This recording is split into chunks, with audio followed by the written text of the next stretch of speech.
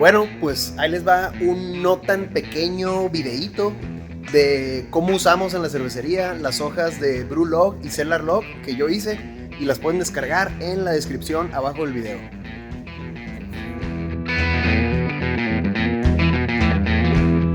Una hoja de brew, de cocinadas. Cada vez que se cocina usamos una hoja de estas para anotar todos los detalles. Le voy a ir explicando qué es cada cosa. Bueno, pues empezamos por la fecha, muy importante. Déjenlo, pongo aquí, lo recargo aquí, más fácil. Empezamos por la fecha.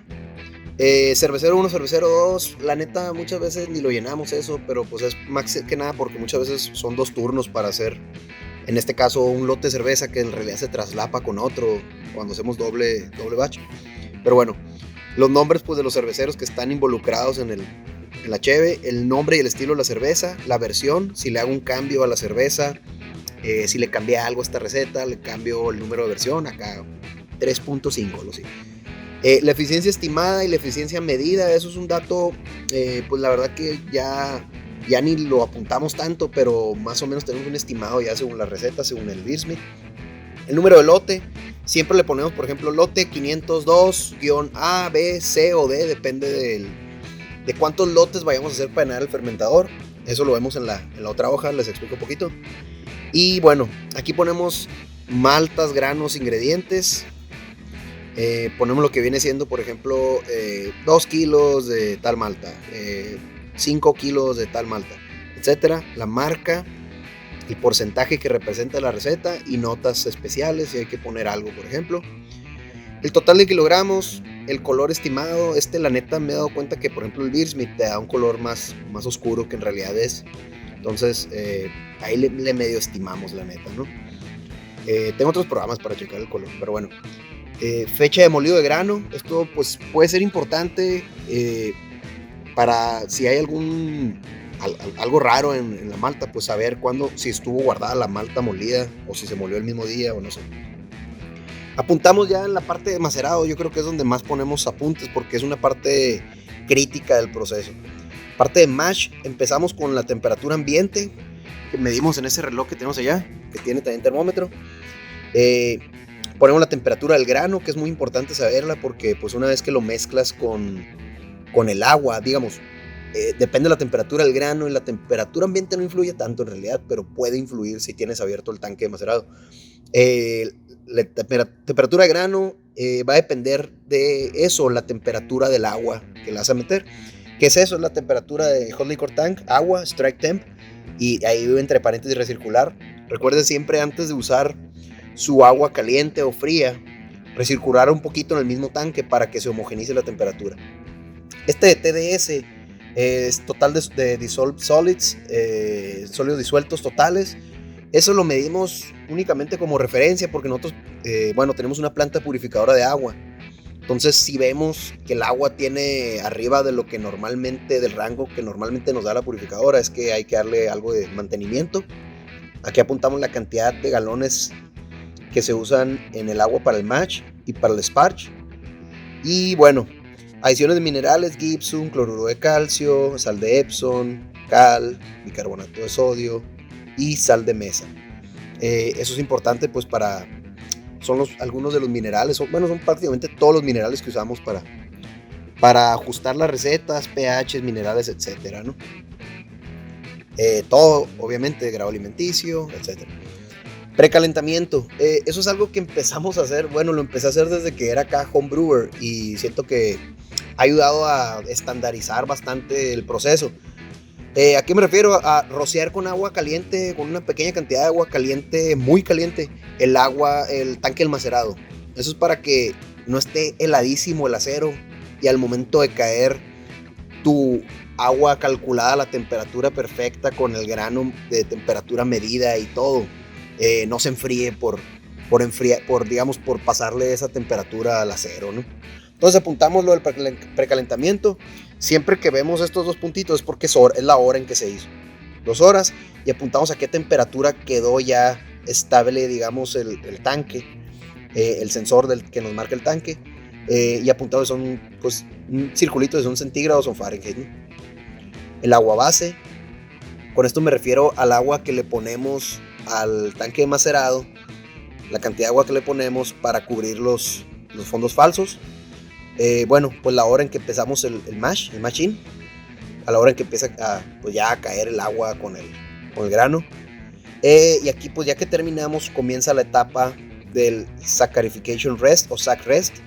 Ponemos la hora en que se tomó como inicio del Saccharification Rest y ponemos la temperatura estimada, que es la temperatura que esperamos lograr pues de esta mezcla, la temperatura que nos marca el panel y la temperatura que nos marca un termómetro nosotros manual. O sea, el panel me refiero a el panel de control del brew house, pero muchas veces usamos un termómetro también largo que lo clavamos en la cama de grano y buscamos, digamos, promediar esas temperaturas. ¿Qué es eso? Es la temperatura promedio y nos fijamos qué tanto nos acercamos a la temperatura estimada o esperada, ¿no? Y pues muy importante medir el pH de la cama de grano. Generalmente ese pH no es tan perfecto, por decirlo así, porque pues no está tan homogénea la mezcla, pero es nomás para ver que esté dentro del rango o cercano al rango, ¿no? Una vez que hacemos eso, bueno, si se fijan, aquí es como una línea de tiempo, ¿no? Precalentamiento, agua base, machine, sac rest, borlafo recirculado, lauter o digamos separación de líquidos o no sé, sparge o enjuague y el runoff, que es ya digamos lo último del sacar los últimos escurrimientos, ¿no? Bueno, decía recirculado, este pH sí es el importante, o sea, este pH sí es el importante. Este es el que nosotros, como aquí estamos recirculando, a los 5 o 10 minutos de que se está recirculando del retorno sacamos una muestra y ese pH digamos que es el más homogéneo de la mezcla del macerado. Si hay que hacer algún ajuste, pues lo hacemos ahí, aunque normalmente la atinamos bastante bien el 99% de las veces. La hora en que se comenzó, la hora en que comienza el lauter, la hora en que comienza el sparge. Si le agregamos ácido láctico, en este caso puedo usar otro tipo de ácidos, pero nosotros siempre usamos ácido láctico para acidificar el agua del sparge. ¿Cuántos mililitros le agregamos? La temperatura del agua del sparge, y también tratamos de medir con termómetro para ver que todo esté bien, que no se esté pasando de la temperatura que debería estar un sparge, o sea, que no pase de 75.5 grados centígrados más o menos. Y el runoff, una vez que se termina el sparge, ya nomás es escurrir todo eso que sale y pues cuando terminamos es el fin. Algo muy importante es esto, ¿no? Esto es un pH estimado que nos da en el archivo que uso para calcular eso, pero la verdad no lo ponemos. Ya tenemos, digamos, apuntes anteriores y en eso nos basamos. Bueno, aquí ponemos la hora en la que se sacó la muestra. Ponemos, ese es el first word, o sea, en cuanto comenzamos el lauter sacamos una muestra, apuntamos el pH y la densidad que tenía. En base a eso podemos hacer ajustes. Si salió muy baja, sabemos que vamos a esparchear menos, o sea, vamos a meterle menos agua de sparge para que no se diluya tanto y que nos dé mejor la densidad. Entonces, si la densidad del first word está bien, está igual a lotes anteriores o incluso mejor a lotes anteriores, en base o menos, o sea, en base a todos esos datos sacamos ajustes nosotros, ¿no? Y esto es, pues, en realidad apuntamos, cada vez que sacamos muestras, sacamos un poquito ahí vamos apuntando cómo va evolucionando los cambios del pH y de la densidad en una serie de muestras, y esta es la muestra de los last runnings, o sea, ya de lo último que se sacó al final, del runoff. Bueno, más bien cuando terminamos, sacamos una muestra de lo último que le entró al kettle y lo apuntamos ahí para ver que no nos hayamos salido de los rangos óptimos, digamos. Y bueno, este es un estimado de cuántos BBLs o cuánto volumen, digamos, vamos a tener en el kettle, y esta es la densidad que esperaríamos idealmente, óptimamente, según la receta. Y aquí ponemos lo que medimos, o sea, cuánto volumen en realidad tuvimos, a qué densidad y a qué pH lo tenemos. Aquí apuntamos, pues bueno, ahí termina ya la sección de macerado. Aquí apuntamos notas, si le agregamos algún cambio en el mash, más minerales, más ácido o algo, ahí lo apuntamos. Y bueno, la sección de hervor, pues bastante sencilla, bueno, se podría decir. Inicio del hervor, el tiempo estimado, 60, 90, 120 minutos, dependiendo. Aquí ponemos, por ejemplo, si agregamos todo lo que agregamos, o sea, sean minerales, lúpulos, etcétera, ¿no? Digamos que lúpulos ponemos a qué horas se agregó, la cantidad, qué ingrediente es, ácidos alfa y los IBUs correspondientes a esa adición de lúpulo y notas. Y una vez que termine el hervor, apuntamos la hora en la que terminó, el tiempo real que estuvo hirviendo, la densidad que tenemos después de hervir, el volumen que tenemos en el kettle después de hervir. Si va a haber algún ajuste, nosotros lo checamos en la computadora, pero aquí anotamos, se agregaron 20 galones de agua fría. Una vez que agregamos el lúpulo del Whirlpool, empezamos a contar, apuntamos la hora y empezamos a contar el Whirlpool y ponemos a qué temperatura lo estamos haciendo, muy importante. Y bueno, aquí apuntamos, en esta sección apuntamos lo que se agrega durante o antes del Whirlpool, los lúpulos en las IPAs, etc. Aquí ponemos, por ejemplo, cuándo se empieza a enfriar y cuándo termina de enfriar. Y esto pues ya es muy importante, ¿no? La densidad original, el volumen que hay en el kettle cuando se comienza a enfriar y la temperatura en la que está el kettle. Oxígeno también, súper importante. Ponemos aquí pues los litros por minuto en el regulador, los minutos que le agregamos oxígeno, ¿no? O sea, a diferencia de muchas cervecerías, medimos minutos y litros por minuto, que no corresponden exactamente, ¿no? Pero digamos que ya tenemos medio estandarizado. También a qué temperatura le agregamos el oxígeno, porque todo eso tiene que ver, aparte usamos las mismas mangueras y todo, con la cantidad de oxígeno disuelto que le entra, ¿no? Estas son partículas por millón de dissolved oxygen. Eso es importante porque es impresionantemente importante para la salud de la levadura.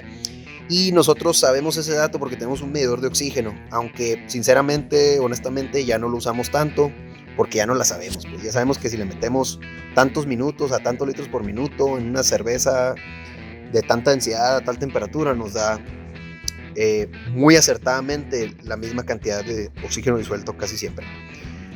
Bueno, pérdida aproximada, me refiero a cuánto residuo, cuánto mosto con lúpulo y todo queda en el kettle, es un estimado. Y cuánto se pierde en las mangueras, que últimamente estamos empujando lo que queda en el enfriador y las mangueras con agua, aproximadamente 8 galones más de mosto que metemos al fermentador. Y bueno, ya, qué fermentador se puso, a qué temperatura se sacó, galones aproximados, esto lo podría poner en barriles en realidad, y el pH en el que entró, digamos, ya al fermentador. Y bueno, esa es la hoja de brew. Hacemos una hoja por cada cocinada y al final pues tenemos información muy importante, sobre todo para usarla en los siguientes lotes, ¿no? En los siguientes lotes como referencia es muy importante. Y es todo. Miren, esta es la hoja actual de Cellar Log, la versión 9. Como pueden ver, aquí hay 4 lotes, bueno, el ABCD. Eso es porque todos esos son, digamos, son las cocinadas que se mezclan en un fermentador. Y por ejemplo, nosotros en estos fermentadores necesitamos hacer 2 cocinadas y en este grandulón necesitamos hacer 4. Es nuevo, todavía no lo usamos, ¿no? Pero por eso ya hice la hoja así. Rápidamente les platico. Aquí ponemos pues el fermentador en el que se va a hacer, el nombre de estilo de la cerveza, la versión de la cerveza, digamos si hay algún cambio, le cambio de versión, el número de lote, perdón. Y pues aquí ponemos cada cocinada, la fecha y la hora en que se llenó el fermentador, la densidad original, original gravity, el SRM o color estimado, el amargor estimado, el oxígeno disuelto estimado que se le agregó y la cantidad aproximada de barriles que se metieron al fermentador. No tenemos un flujómetro tan preciso, pero tenemos una manera de calcularlo. Y en esta parte de aquí es donde ya mezclamos lo que viene siendo, pues, digamos, el final, ¿no? Digamos, la gravedad original promedio de todo esto, el volumen aproximado total, el SRM, los IBUs y el oxígeno. Y esta parte es muy importante, la parte de la levadura. Para nosotros es muy importante porque nosotros estamos siempre reusando levadura. Entonces, aquí ponemos qué cepa es, por ejemplo, California Ale, por ejemplo. Ponemos el laboratorio o el fabricante Labs o Fermentis o lo que sea, Guayis, no sé. La generación, que es la cantidad que pichamos en el tanque, el método de inoculación, si es directo, si hicimos una especie de starter en el tanque, o si hicimos cono a cono, o si usamos un brink para transferirla, la hora en que se puso la levadura, que se sobreentiende que es el día del primer lote.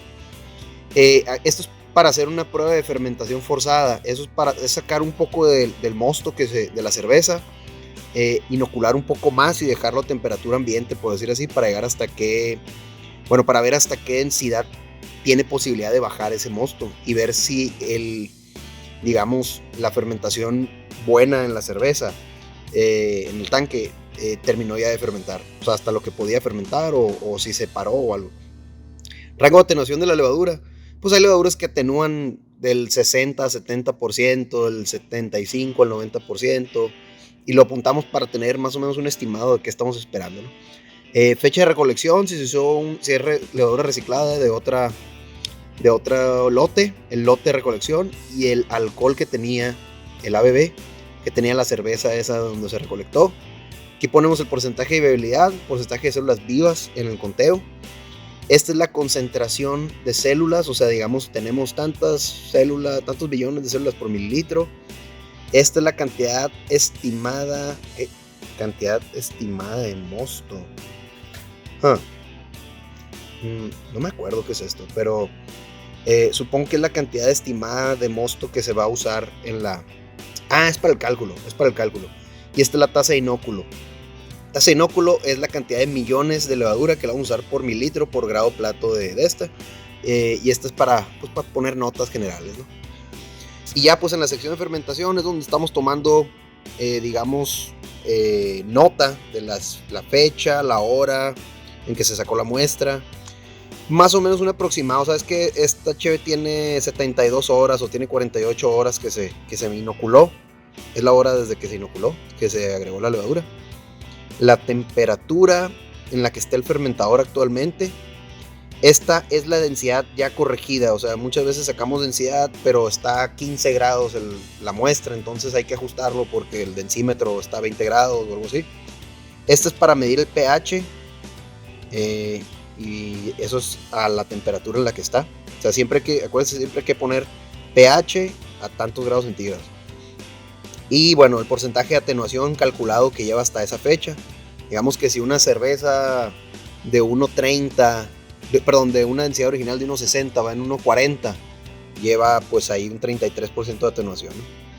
Y bueno, aquí ponemos notas generales, si le subimos la temperatura al tanque, si se tiró levadura, si se metió dry hop, etc. Y estas son otro espacio más para notas, si se recirculó lúpulo, agregamos aquí, se recirculó, o sea, cosas que se necesitan apuntar. Y una vez que ya tenemos la densidad final, que ya terminó de fermentar, aquí ponemos pues la densidad final, el ABV calculado, el alcohol. Ponemos cómo transferimos a Bright Tank, si agregamos clarificante o no, cuánto y de cuál. El volumen aproximado en el Bright Tank, el empaquetado final, cuándo se hace, y los CO2 los volúmenes de CO2 con los que se envasó la cerveza, el volumen final envasado, o sea, ya sabes que sin merma y todo tuvimos tantos bbls de cheve, y el volumen de pérdida aproximado, eso es pues con el cálculo de estos tres, ¿no? Y esa es la hoja de Cellar. Como ven, bastante información. Como les decía, son cosas que nosotros vamos modificando, vamos agregando y quitando información que usamos o no usamos. Y pues esta es la versión 9, es la más actual hasta ahorita.